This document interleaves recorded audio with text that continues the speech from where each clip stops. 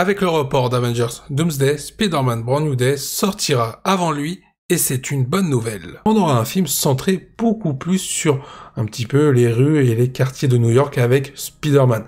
Et non un truc qui sera sur le multivers, mais qui peut amener une transition sur le film Avengers Doomsday.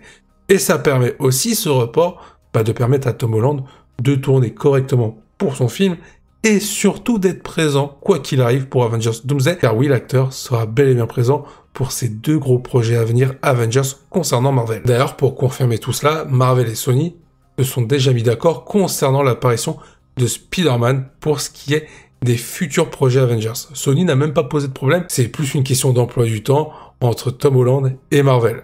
Mais ça va se résoudre du coup avec le report. Et il n'est pas interdit, encore une fois, si Avengers Doomsday et Secret Wars sont reportés, il y a de fortes chances que Spider-Man ce soit le cas. Parce que la sortie de Spider-Man est prévue en juillet. Le problème, c'est que le tournage de Spider-Man Brand New Day est prévu plus pour la fin d'année. Maintenant, ça voudrait dire que entre le tournage et la post-prod, il y aura moins d'un an, ne serait-ce que quelques mois, pour la sortie de ce film.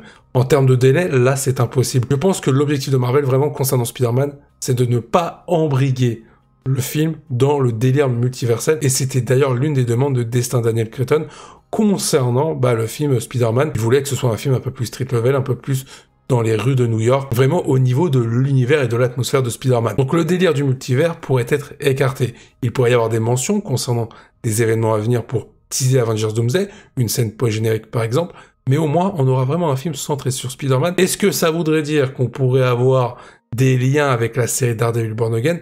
Je pense que oui, je pense qu'on va avoir une vraie surprise, que ce soit pour le film ou la série Daredevil concernant Spider-Man. Car j'ai vraiment l'impression que Sony a envie de laisser ce personnage être dans ces projets-là. Sony n'a pas envie de casser la tête à Marvel, en tout cas ce sont les dernières informations qui viennent de là. On a l'impression que Sony est d'accord sur tout. Alors évidemment, il y a toujours cet enjeu financier, il y aura certainement des choses reversées pour Sony, mais là on peut le dire, ils sont en train de tout faciliter concernant l'utilisation de Spider-Man. Pour moi, c'est vraiment un gros point positif et je pense que certaines personnes ne se rendent peut-être pas compte de se dire que Spider-Man Brand New Day sera juste avant Avengers Doomsday.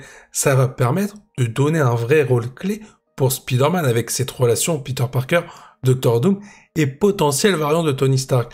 Donc clairement, il y a une volonté de mettre ce personnage dans le film et d'en faire un rôle très important pour la suite des événements concernant les Avengers. Je vous invite à donner votre avis en commentaire par rapport à tout ça et à vous abonner.